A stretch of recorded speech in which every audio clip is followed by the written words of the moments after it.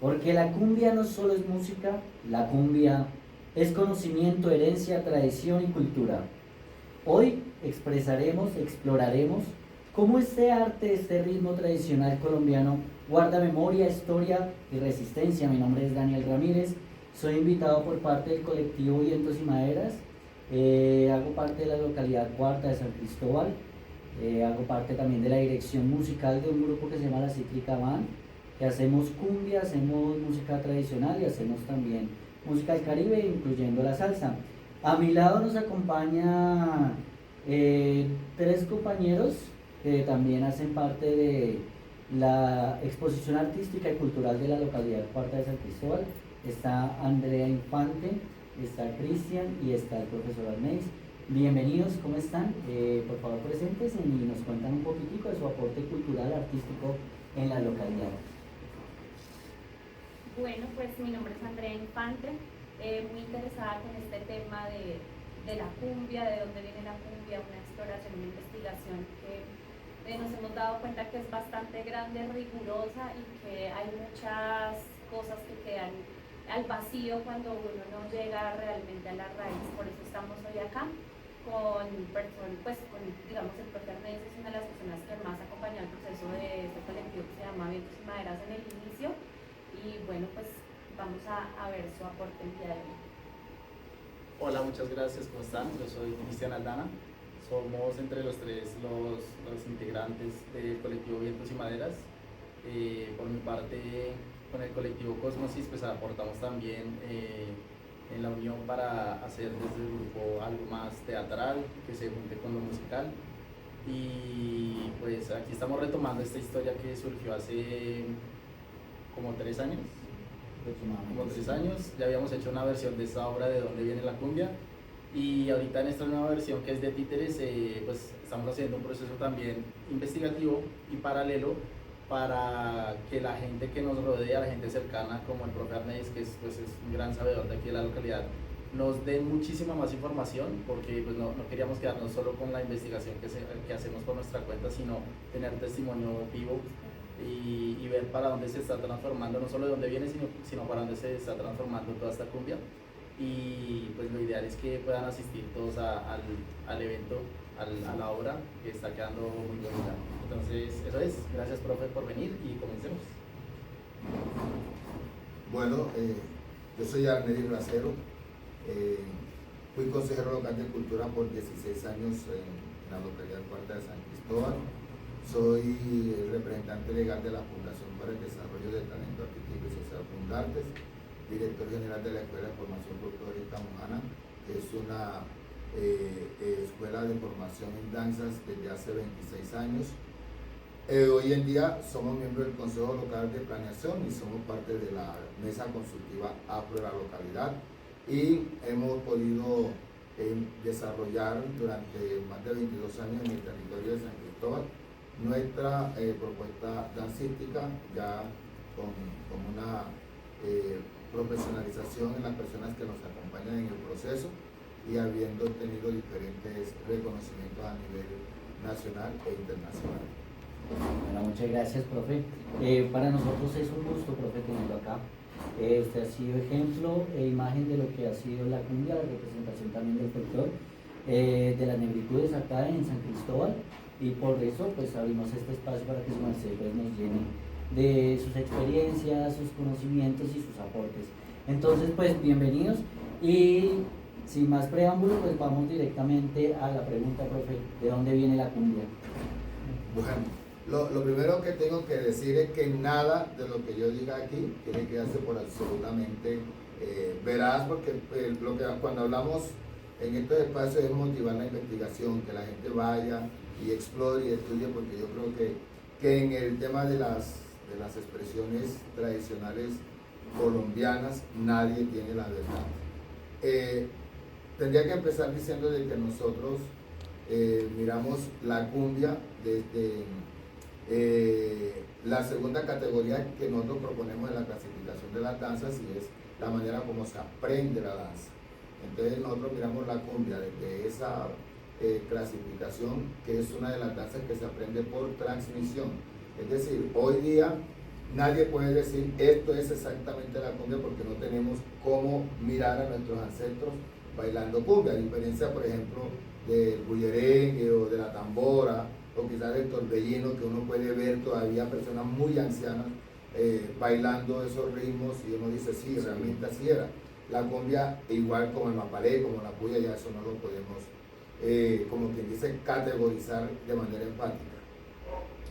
¿De dónde viene la cumbia? La maestra Delia Zapata Ribella, que fue la primera que incursionó en la conformación o en la propuesta de llevar la tradición, el hecho folclórico al escenario. La maestra Delia, en su proceso investigativo, entre otras cosas, hay un libro en el Patronato Colombiano de Artes y Ciencias que se llama Revista Colombiana del Folclore, que lo compiló, lo escribió la maestra Delia, pero como ella falleció, lo terminó compilando la maestra Edelmira Maza Zapata, que era su hija, que también ya falleció. Ella plantea en su proceso investigativo que en la ciudad de Cartagena se dieron unos hechos que se llamaban cabildos negros. Los cabildos negros eran unos encuentros que se desarrollaban en la falda del Cerro de la Popa para el 2 de febrero en celebración a la fiesta de la Candelaria. La fiesta de la Candelaria se celebra el 2 de febrero porque cuando don Pedro de Heredia llegó y empezó a hacer su incursión en el territorio de Cartagena, él observó que en lo que hoy conocemos como el Cerro de la Popa existía una casa muy grande que se llamaba Maloca, que era en donde los indios calamaríes ofrecían sus rituales a su dios sol, a su dios luna, por ejemplo, a su luna alegre de Cárex, y ellos le ofrecían a través de un animal vivo que era un cabro, ¿sí? Le ofrecían ese ritual, sacrificaban para sus dioses, porque veían en el sol, en la lluvia, en el viento, en todo eso, en el agua, veían era el poder, creían en eso. Cuando don Pedro Heredia se dio cuenta que eso estaba ahí, él lo consideró, de acuerdo a la percepción de la Iglesia Católica, que era una herejía. Por lo tanto, él ordenó que en donde estaba la Maloca de los calamaríes, eso debía ser destruido, y ahí se construiría lo que hoy se conoce como el convento de la Virgen de la Candelaria. Ese es como un acto de colonización. Él fue, de hecho, o sea, arrebatar la percepción espiritual de los calamaríes. Ajá. Y trasladarla a la percepción espiritual europea.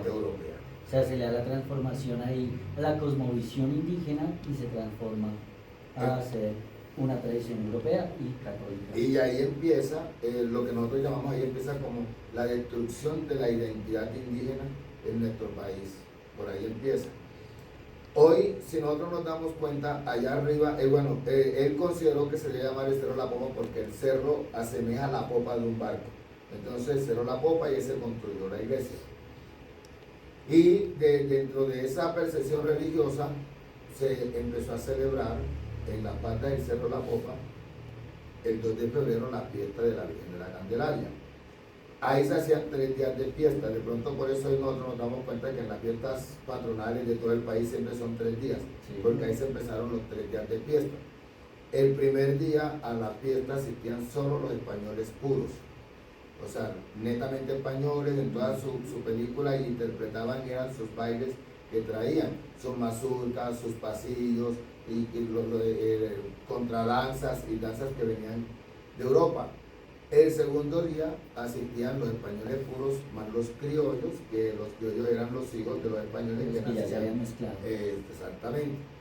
Y el tercer día se asistía a la fiesta en los dos anteriores, criollos y españoles, pero llevaban a la fiesta a toda la servidumbre, o sea, a todos los que tenían esclavizados, indígenas y africanos. En ese espacio, el esclavizado iba con el mejor atuendo que el amo tenía, es decir, la mujer, que era la ama en la casa, el mejor traje que ella tenía se lo colocaba a su mujer esclavizada. Y el hombre le ponía al esclavizado el mejor atuendo, porque en ese espacio el poder económico se mostraba, era a través del vestuario que llevaba la servidumbre al espacio de la fiesta. Allí se desarrollaba lo que se llamaba cabildo, se le daba la oportunidad a los esclavizados negros que diseñaran propuestas escénicas sobre la percepción de la cotidianidad. Entonces ahí en eso surge una alegoría que expresa la lucha entre la vida y la muerte, que hoy se conforma como la danza del garabato. Ahí encontramos cómo ellos en su capacidad de recordación hacen sus vestidos muy coloridos y van con flores naturales que encuentran, arman esos tocados muy altos y surge la danza del Congo. Ahí surge el ver al gallinazo constantemente, entonces surge la danza del gallinazo, surge la danza de los monos, y en ese espacio, ese encuentro entre el africano y el indígena, porque también el indígena era servidumbre y también iba a la fiesta, también lo llevaban a la fiesta, entonces se entrecruzan las expresiones o esas identidades, que es el africano que aporta todos sus tambores y su percusión, el indígena que aporta su gaita con su maraca, y el español enseña al esclavizado a vestirse como ellos. Entonces surge lo que ustedes saben, surge la pollera, surge la falda larga, surge la blusa corset apretadita, surge todas esas cosas, y en el hombre surge el vestido de camisa manga larga y el pantalón largo, que es como nos quedamos vistiendo para hacer la cumbia. Claro, sí, porque algo que uno ve como herencia por parte del europeo es el vestuario para la cumbia, que es el vestuario típico de los años 1600, 1700. Claro que sí. Y ahorita está incluido en la pollera y en el vestuario blanco.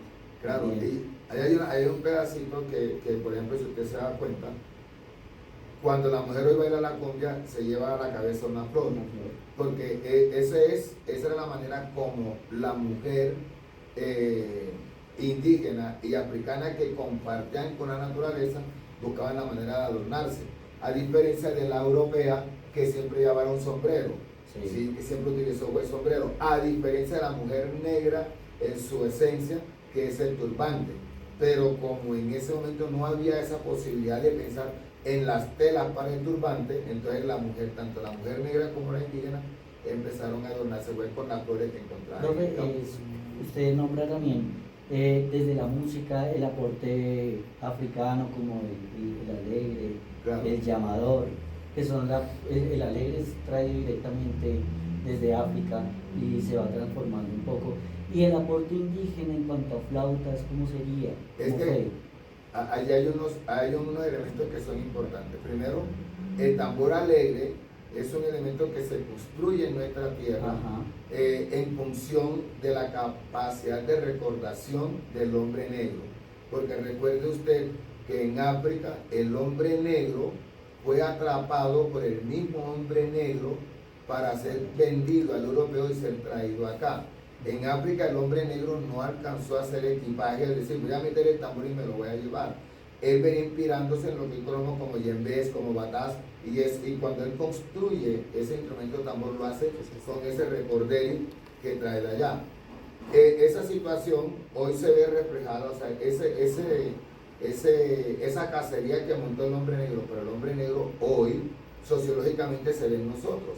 O sea, si usted va a un espacio, por ejemplo, un espacio consultivo de comunidades negras, usted encuentra mucha discordia entre los hermanos afros, porque ese envenenamiento, ese resentimiento mejor que tenemos, porque fue el mismo hermano negro el que me atrapó y me vendió para que me jodieran, el que me condenó, ese resentimiento está en uno. Entonces hay que tener en cuenta que el tambor alegre es una inspiración en función de los tambores africanos.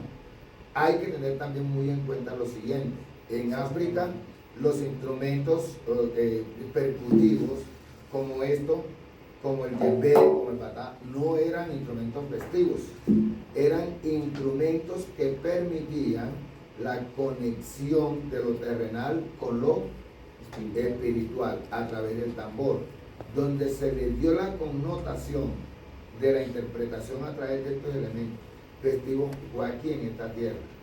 Sí, sí, o sea, desde el momento en el que el europeo nos empieza a introducir en ese ambiente festivo, es cuando los tambores empiezan a coger ese carácter festivo.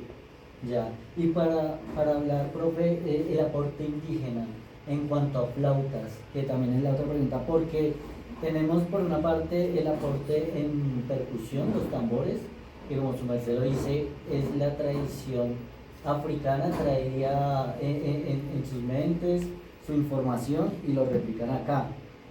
Indígenas, hablemos de la flauta, del millo, hablemos de la del gaita, fututo, de la chuiza, la gaita hembra y la gaita macho.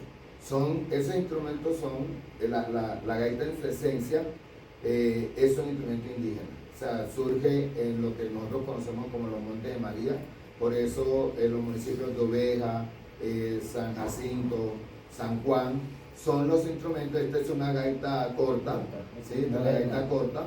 Tener en cuenta de que la gaita larga es la hembra y el macho. Esta genera la melodía, no va acompañada.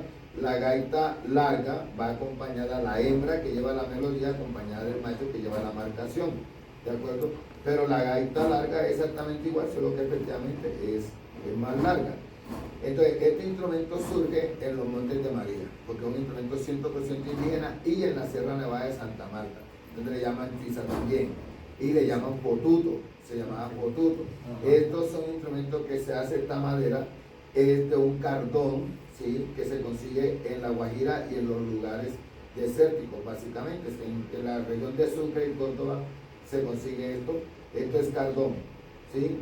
Y la cabeza es cera de abeja, que es molida, es combinada con carbón vegetal, ¿sí? Y el pito que tenemos acá, generalmente, aquí lo vemos que es de una jeringa, pero originalmente, se hacía con pluma de pato, ¿sí? Del pato, y se hace el instrumento así. Este instrumento fue el que le aportó en ese encuentro triénnico a generar la melodía de la cumbia. O sea, era el que generaba la melodía, acompañado del tambor alegre, acompañado de la maraca, que la tenemos ahí, ¿sí? Y acompañado del llamador, que es el otro instrumento que tenemos acá, que puede ser el llamador. Generalmente, para ser ejecutado es un poco más grande, con un vaso más grande. Ese es bastante pequeño, pero ese es, así es el llamador. Esos eran los tres instrumentos base al lado de la gaita. Se llamaba en esa época así, se llamaba malla. El conjunto se llamaba malla y se hacía la malla, ¿de acuerdo? O sea, esto es una marcha. O sea, así como le viene así, el alegre, esto y esto, el conjunto es una malla. Profe, ¿y en qué momento entonces se agrega la tambora? Entonces, correcto. Entonces, más o menos a la década de los años 40, cuando empiezan a surgir los gaiteros de San Jacinto, se le incluye el conjunto de gaita la tambora como elemento que produce el bajo en el conjunto de gaita. Hay, o sea, el alegre, indudablemente, porque lleva la alegría de la música. El instrumento llamador, en donde yo nací, pues, lo utilizábamos nosotros. Donde yo nací, yo nací en Córdoba, en un corregimiento llamado Palo de Agua. Era en esa época una vereda, no había agua, no había luz, y se cultivaba mucho arroz detrás de la casa donde yo vivía. Se cultivaba mucho arroz, eran 7 o 8 hectáreas de arroz, y al peón se le servía el almuerzo, se le servía la comida, el almuerzo. Pero uno no podía, en esa época no había celular, no había cómo llamar, y con un instrumento un poquito más grande que ese, se le ponía el hueco hacia el arrozal, y uno tocaba, uno le daba duro, pa, ta, y a poquito empezaban a llegar todos ellos. Claro, el llamador. Exactamente, el llamador. Interesante. Sí, por eso, y hoy llamado porque para eso era que lo utilizábamos. En el caso de la tambora, en mi tierra hay un dicho que dice: ¿dónde es la fiesta? Donde suena el bombo. ¿Sí? Porque la tambora también se había convertido inicialmente en un elemento de comunicación. Era el que avisaba. ¿Sí me explico? La tambora se tocaba Uno iba para la fiesta donde sonaba el bombo, allá era, ¿dónde se murió fulano? Donde sonó el bombo. ¿Sí me explico? Entonces, eso eran como elementos de comunicación. Pero más o menos en la década de los 40, los gaiteros de San Jacinto incursionan metiéndole la tambora al conjunto de gaita, que es lo que conocemos hoy. Hay dos preguntas importantes.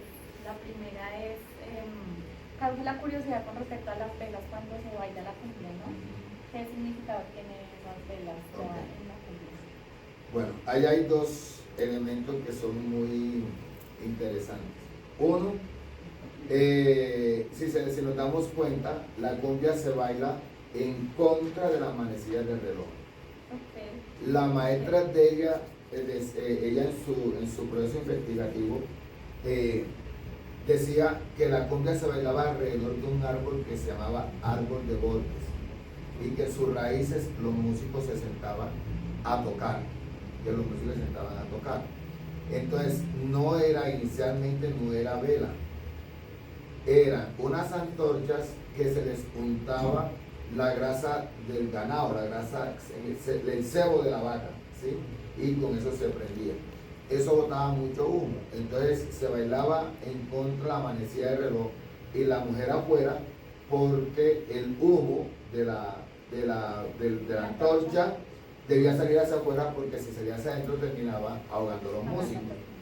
Además, en la plaza pública donde se bailaba, ya posteriormente que se colocaban unas bancas como esto, se colocaban ahí en la plaza, ahí se sentaban los músicos a tocar y la gente bailaba alrededor de las bancas, pero no había luz.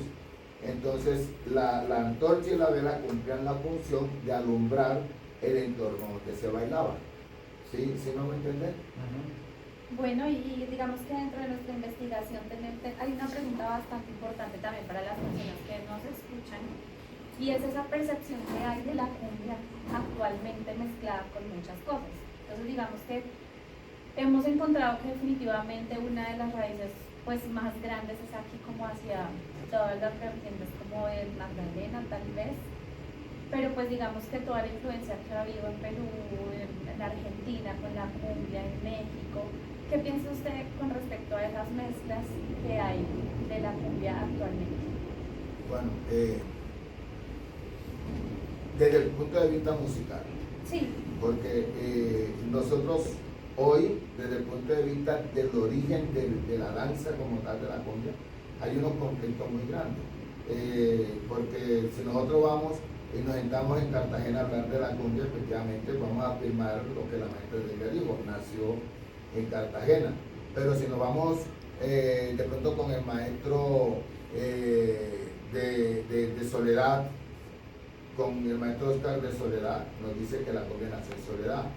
Pero lo que son afines a quien fue José Benito Barro, la música nació en el banco, la cumbia nació en el Banco Magdalena. Sí. Pero si nosotros seguimos rodando, nos vamos al festival de Pito Travesa Morroa y ellos van a decir que la cumbia nació en Morroa. Pero si yo traigo aquí a Telinson Díaz, entonces Telinson Díaz me dice que la cumbia nació en CRT.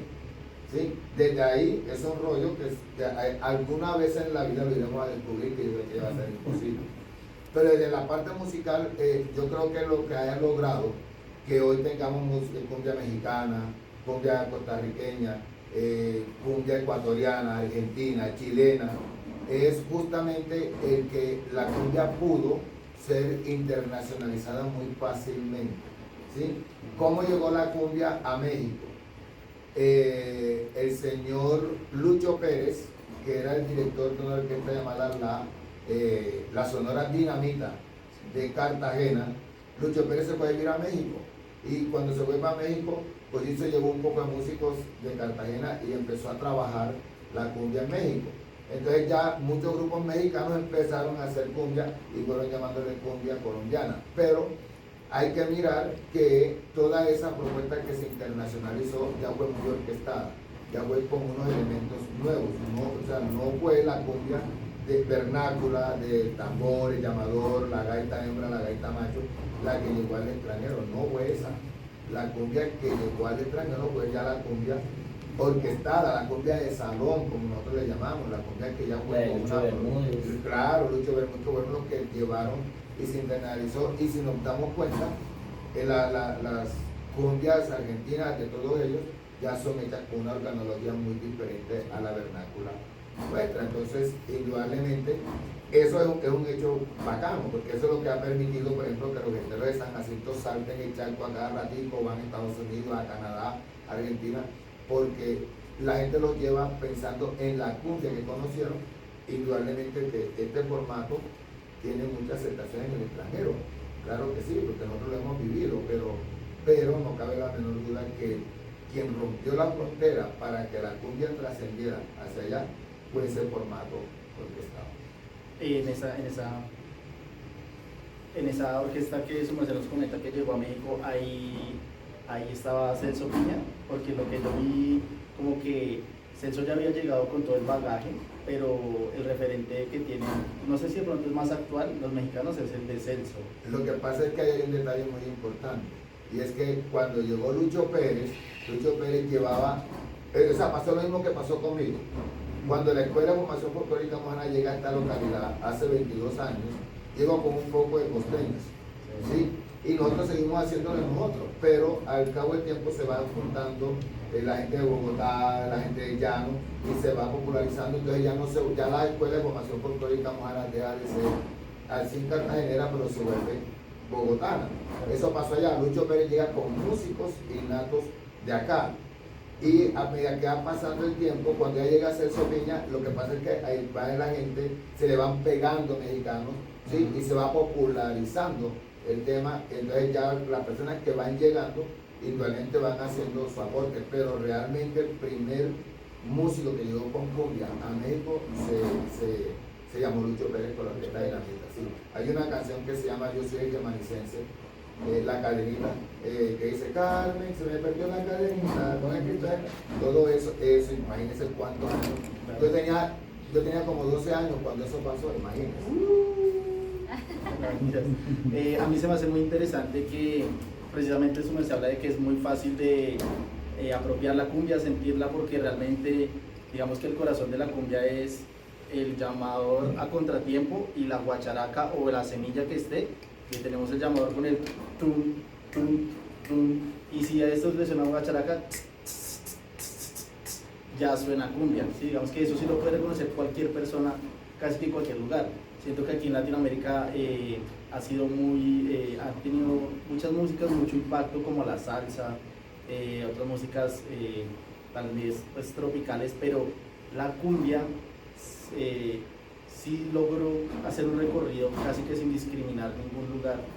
Bueno, no sé en Brasil realmente, pero de resto desde Centroamérica hasta Argentina, y ahorita viendo en el proceso que de hecho está en la obra Una Cena, hasta en Europa está algo como muy autóctono, casi que cada país siente que es suya, por más de que algunos reconozcan que es de Colombia, otros no, pero todos sienten que al llegar a ese lugar y no solo pasar por ahí, sino ponerle un poco de su idiosincrasia, mezclarse, juntarse de la cultura, cada lugar hizo casi que una cumbia nueva y dejó de ser algo tan autóctono de Colombia para volverse más un sentir latinoamericano. La pregunta sería como, ¿usted hasta qué punto, profe, cree que debería o que podría ser sano como esta expansión de la cumbia?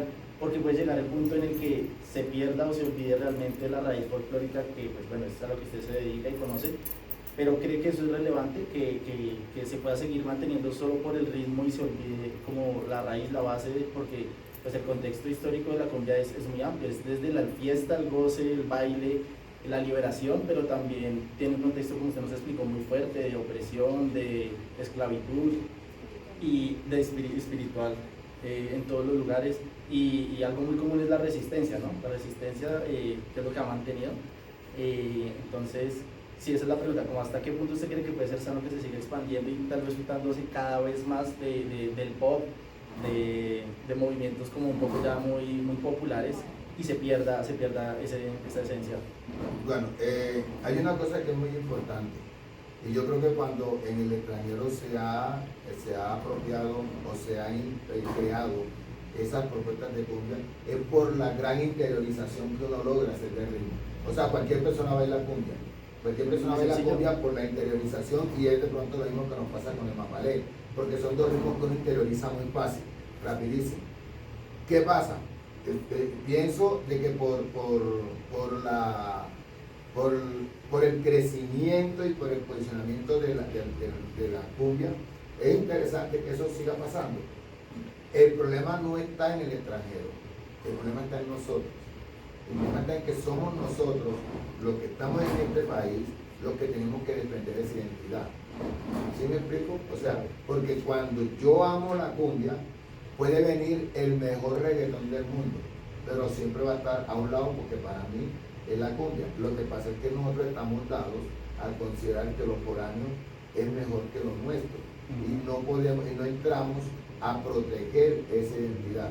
Sin embargo, no, yo creo que en este país es muy difícil que nosotros perdamos ese sentir por la cumbia. Pues cuando usted va a un carnaval de Barranquilla, usted escucha a Millo por todos lados, porque ya hoy la flauta de Millo es un elemento determinante en la cumbia.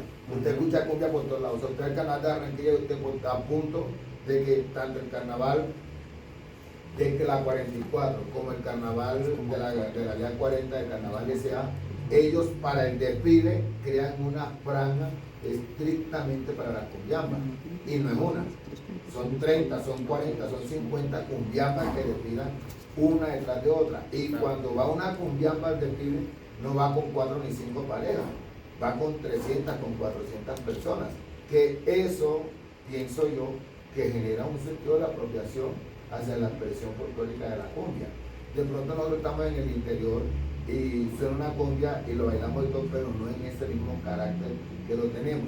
Sin embargo, le cuento que en Suba hay una escuela de danzas que hizo alianza con una cumbiamba de Barranquilla y a todos los carnavales van juntos. O sea, los de aquí de Bogotá se van y se pegan a la gigantona de allá. Y en Patariporo, Casanares, hay otro grupo que se va a los carnavales de Barranquilla, pero no por identidad, sino a pegarse a otra cumbiamba. Entonces creo que eso es un poder impresionante. Sí, yo creo que no, está tan pegada a nuestros huesos que no, sería imposible, siento yo, y si no, aquí nos Pero vamos a también encargar. ustedes están trabajando sobre la cumbia, ustedes son Y somos rojos. 3 rolitos, blanquitos, flaquitos, pero está muy pegada y no queremos ni nos interesa que pues soltarla nunca. Ya vamos acercándonos al final y quisiera, profe, como que nos dijera de pronto, muy por encima para no entrar en detalle, pero sí de pronto para la gente que no tiene tanta claridad, y es un poco una explicación o de pronto un mapeo muy por encima de algunos de los géneros de la cumbia, porque yo entiendo, digamos, cuando a mí me dicen cumbia, yo ahí trato de agrupar todo lo que incluye alguno de estos elementos del formato, pero sé que hay dos vertientes grandes, una que son como los bailes cantados y otra tal vez las gaitas o las cumbias como tal. Su merced me podrá enseñar y nos podrá enseñar mucho más, pero sí de pronto algunas características muy específicas y muy rápido de la mayoría de los géneros de la cumbia, subgéneros. Bueno, pero antes yo quisiera, porque no te lo abordé, porque sí me parece importante, y es cómo la cumbia ha sido un elemento o una forma de expresar lo que sentimos y de cómo han habido situaciones que hemos vivido socialmente y que la cumbia ha servido como elemento de consuelo, ¿sí? Yo no sé si ustedes conocen una canción de la maestra Totola Momposina que se llama Soledad. Dice, cumbia, oye mi cumbia, rincón de amor. Esa canción, si ustedes la escuchan, les narra la masacre de las bananeras del año 2028. Y esa cumbia, en cualquier lugar que tú la toques, que tú la cantes, genera emocionalmente una situación muy fuerte por el contenido de la canción, ¿sí? Entonces es muy importante tener en cuenta que no solamente es la cumbia como la expresión tradicional, musical y dancística, sino cómo la cumbia ha servido para en un momento determinado generar esos elementos de resistencia y de protesta. Ahora, con relación al otro, hay que tener en cuenta lo siguiente. en mi perspectiva, la cumbia es una sola. O sea, la cumbia no tiene variantes. Las variantes nos las hemos creado nosotros cuando le han puesto clarinete, cuando le han puesto la trompeta, cuando le ponen el piano, ¿sí? O cuando se hace con gaita, es cumbia. O cuando se hace con millo, o cuando se hace en son de carnaval, que es los tambores, el clarinete, y la gente lo goza, la gente lo baila, ahí va. A diferencia de la acotación que es de los bailes cantados. Sí, porque es que, por ejemplo, si en los bailes cantados habría que coger otro espacio y abordarlo porque tiene mucho también. Porque si no, por ejemplo, el bullerengue surge mucho antes de las expresiones folclóricas de la cumbia. ¿Sí? Porque el bullerengue es un canto de resistencia. El bullerengue, cuando hablamos del bullerengue sentado, es ese dolor, esa tristeza, esa melancolía, eso que sentimos nosotros por habernos desprendido del lugar donde realmente venimos. Porque es que hay una cosa que es muy clara: el negro nunca pidió que lo trajeran aquí. El negro no dijo yo en América, el negro vino forzado. Y cuando tienen la oportunidad, empieza a través de sus cantos, a través de su canto, como el bullerengue, empezar a expresar ese dolor. Su melancolía. A diferencia del indígena que se ha estado acá. Sí. Claro, a diferencia. Por eso te das cuenta que si tú te escuchas, por ejemplo, un San Juanito, que es 100% indígena, son canciones muy alegres, o sea, tienen una alegría, pero claro, pero si tú escuchas un burro lao, si tú escuchas un bullerengue, tú te das cuenta que son cosas que llevan al dolor, el rumbe lleva al dolor, los alabados son producto de eso, de ese dolor que se siente. Entonces, ya la cumbia es muy festiva en relación a los bailes cantados que surgen con esa melancolía, con ese dolor que se siente por haberse desprendido de la tierra. Entonces, ya el bullerengue en todo su recorrido era sentado. Cuando digo sentado, ese que por ejemplo creo que como han oído la de Pepina Maldonado, cuando dice, ¿por qué me pegan? ¿Por qué me pegan, mamita, hombre? Entonces, eso es dolor. Ya en la década de los 70, cuando se empiezan a crear los festivales bullerengue, cuando se mete la chalupa, que ya es alegre, cuando se mete el bullerengue, el fandango de lengua, ya es alegre, ya va cambiando como la connotación, pero el bullerengue sentado sigue siendo el de dolor. Okay. Y eso se complementa con la cumbia. ¿En algún momento se juntan con las otras, las gaitas, No, los porros? no. El bullerengue sigue siendo bullerengue. Ojalá algún día tengamos la posibilidad de coger el carrito y irnos para Puerto Escondido, por allá. Y Sí, miramos, vamos. porque el bullerengue, Es que esa es la idea. cuando tú haces un bullerengue y le pones gaita a un bullerengue, automáticamente das eso, un bullerengue. Porque el bullerengue no es más que el llamador, el tambor y las palmas y el canto. ¿Sí? Si yo te digo, por ejemplo, se quemó mi totumita, mi totuma pa' el café.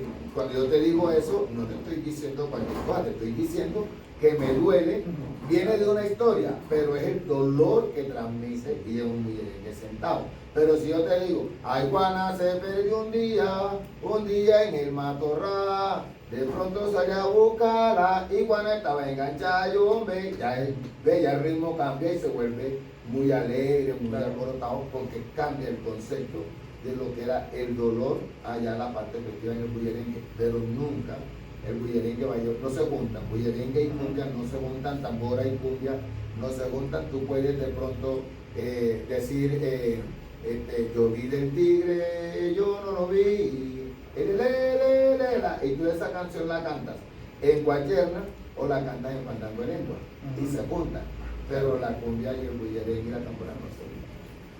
Bueno, profe, es muy interesante todos los aportes que usted nos puede dar, así como nuestra necesidad, nuestra búsqueda de saber de la cumbia. Ya para finalizar, quisiéramos preguntar ya de manera más personal, ¿cómo ha sido su trayectoria, profe? Con la danza, con la cumbia, también con la resistencia, cuando usted llega aquí a San Cristóbal y empieza a hacer ese recorrido, ¿cómo empezó usted con la pedagogía, a enseñar, a formar? ¿Y cuántos años, hace cuánto empezó y cuántos años ya lleva en este proceso? Bueno, lo que pasa es que yo tuve la posibilidad de crecer al lado de una mamá que bailaba bullerengue y bailaba fandango, ¿sí? Cuando yo era niño, que hacían las fiestas en el pueblo, mi mamá con mi hermanito nos llevaba a la rueda del fandango. Y hay un señor que vendía refrescos, que le llamaba el viejo Cundo. Entonces mi mamita ponía un taburete, que es esa silla de cuero, de madera que tiene cuero, ¿sí?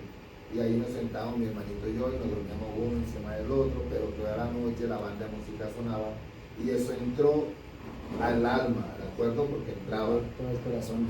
mi mamá nos llevaba a unos espacios que se llamaban bailes cantados, velorios cantados, en donde se llevaba la Virgen del Carmen del Caracol del pueblo a una casa y llegaba un señor, yo recuerdo que era un señor negro, altísimo, con un sombrero, y se sentaba y ponía un taburete y se ponía el tambor. Entonces llegaba otro pelado que era ya un poquito más bajito, joven, todo con la barca repuntada y los pies mojosos.